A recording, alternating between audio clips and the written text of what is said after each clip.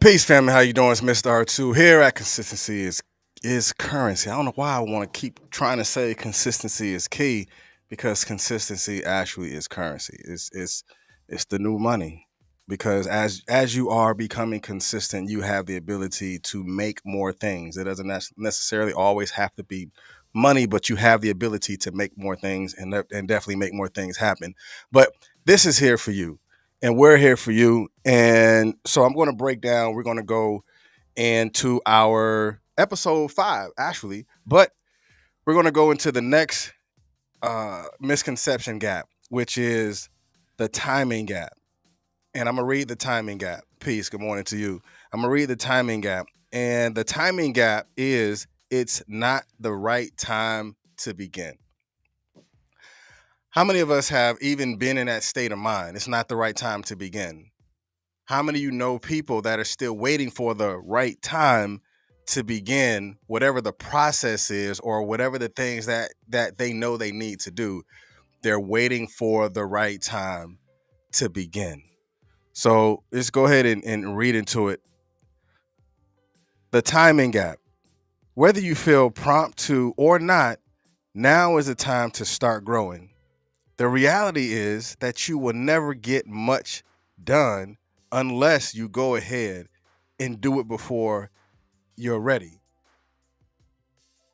And I think a lot of times for us, we've been in that position waiting for us to get ready to do something, but we really has always been ready. And a lot of times it could be fear holding us back from completing or even starting something or even taking it to completion.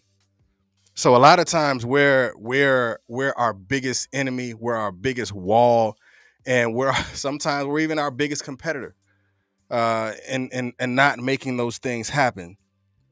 So then it goes into if you're not already intentionally growing, you need to get started today. And that was kind of like yesterday's conversation when I asked the question to you is what do you know that you can do right now to intentionally start your growth? And if you can actually do it right now, start. And what do you need? What tools do you need to actually begin to start that growth process or start that dream or whatever it is? Um, so now it's also saying if you don't, you may reach some goals. Yes, you may reach some of those goals, but have you been prepared and have you been creating that type of environment for you to grow? Because a lot of times you got to set the tone and you also have to set the conditions. So, you know me, I like to go ahead and go through the definition and the etymology and stuff like that. So let's go with the definition of time. Definition of time that I'm using is time is measured by a taken process. Now, breaking that down even more, time is measured by taken process. Sometimes you don't have to do all of it at once. You have to measure it out because there are some things that you're striving to do and there's some things that you know that you want to do, but you have to measure it by the taken process. It's going to take a process for you to grow. It's going to take a process for your business to grow. It's going to take a process for you to even begin to take your mind and your conceptions into reality. So you have to measure the process taken through time. And you have to understand that it's going to take you to sit down and begin to understand what you're wanting to do and what you need to do in order for that to even take place. It's not hard, but sometimes we make it hard. And also sometimes us waiting for the right time could be self-doubt. And waiting for the right time can even step into the realm of self-sabotage because you're talking yourself out of really completing certain things because you're feeling that you can't do it or you're feeling that it can't be done. But in all actuality, it really can. But until you start and until you begin to take the time out or to measure the time to begin the taken process, you're not going to know if it can actually be done until you actually take that first step. And that first step is always going to be the most important step. Because to me, the most single point of failure is to start. Because a lot of times, a lot of us haven't begun to succeed in certain things because we have yet to start. Starting is the first step into success. Sometimes starting could be the first step into failure, but it's okay because you begin to measure the steps that you've taken in order for you to learn from those experiences that you've taken in that measurement, learning from the experience that you've taken that can actually take you in the steps that is progressive, that's going to take you to success because you've taken the measured time in order for you to progress through the process and succeed. And the other definition is going into time is a continued sequence of existence. And what does that actually mean? It is a sequence. There are things that you have to do, there are motions that you have to take. And in that motion and in those things that you're doing, you want to have to really begin to say, you know what? This exists because I took the time. I took the time to sit down and I took the time to study. I took the time to learn. And in my learning process, this thing now exists because I wanted it to exist.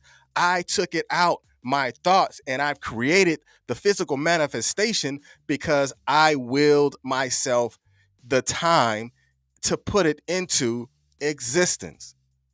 There's a lot of things that won't happen for us because we haven't yielded that into existence. We have yet to create that into existence. But once we give ourselves the time and the sequenced opportunity, it will come into existence. I don't care if it's you striving or talking about starting a business, you have to yield the time in order for it to even begin. The business won't start until you yield the time in order for you to do your market research. Having a relationship will not even begin to be into existence if you don't yield the time to get to know that person. Again, that's timing. That is taking that measured process to get to learn and to know in order for it to even be what it is right now. There was time that was yielded in order for you to be right now in that particular place. So also one of the things that I've learned was waiting for the right time is really creating limited conditions. And I begin to look at that just from so many different facets and from so many different angles, because when you're waiting for the right time, you're creating limited conditions. What is the right time for you? What type of conditions have you placed on yourself waiting for the right time? And for me, creating limited conditions can really begin to create limited results because you're still waiting on the right time. Now, of course, there's something called wisdom, wise words, ways, and actions when you're actually being prudent about what you're doing and the steps that you're taking. But that's still the progress that we're talking about, the process that we're talking about. But when you limited the conditions with doubt and you limit the conditions that is going to allow you to sabotage the future of what you're trying to do because you talked yourself out of it for so long, then you're going to have limited success because those limited conditions that you placed on yourself. Start it.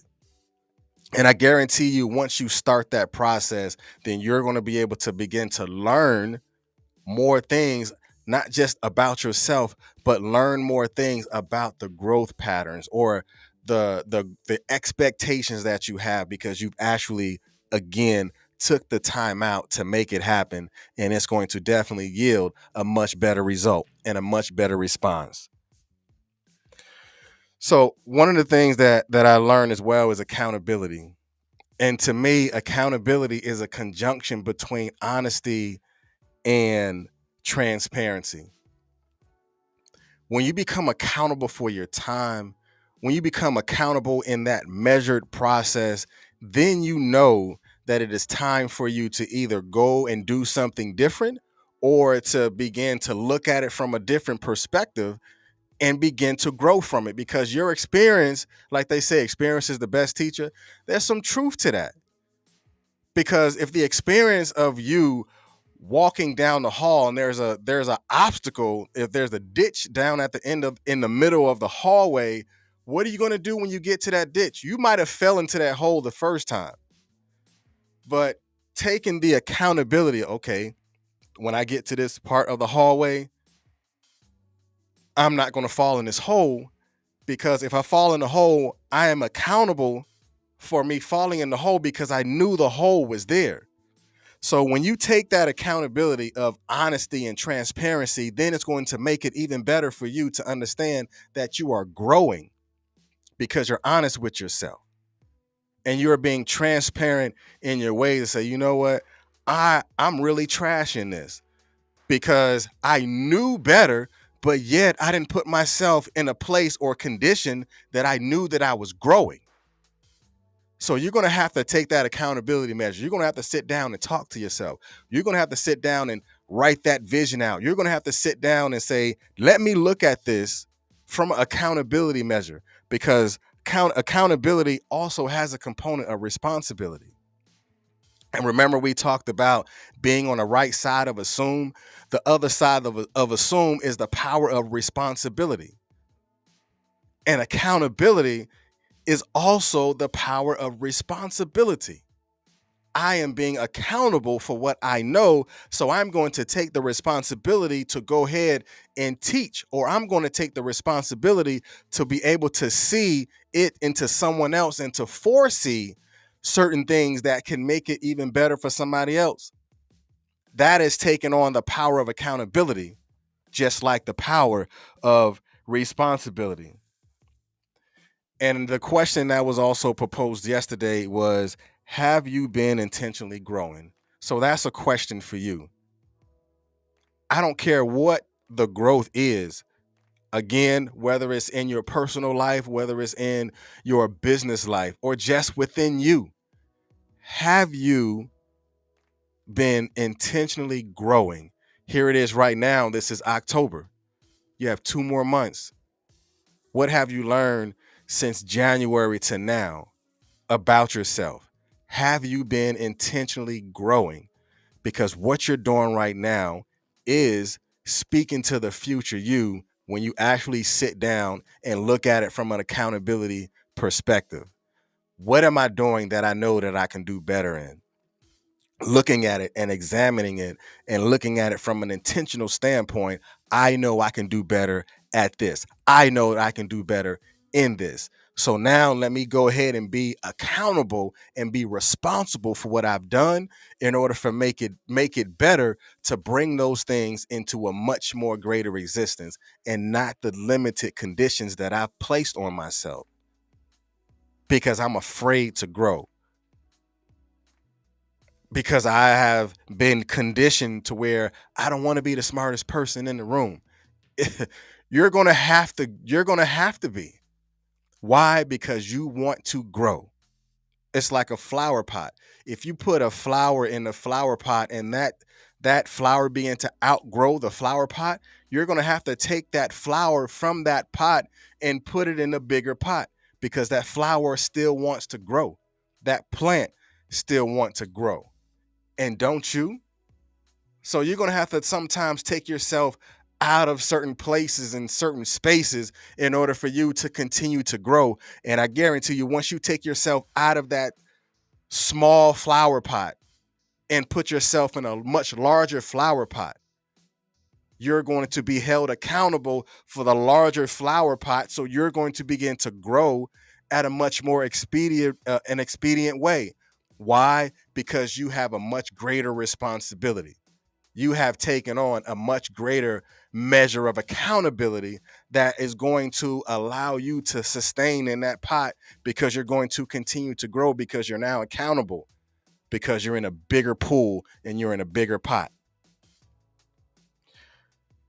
What have you done this year that you can identify that how you have grown?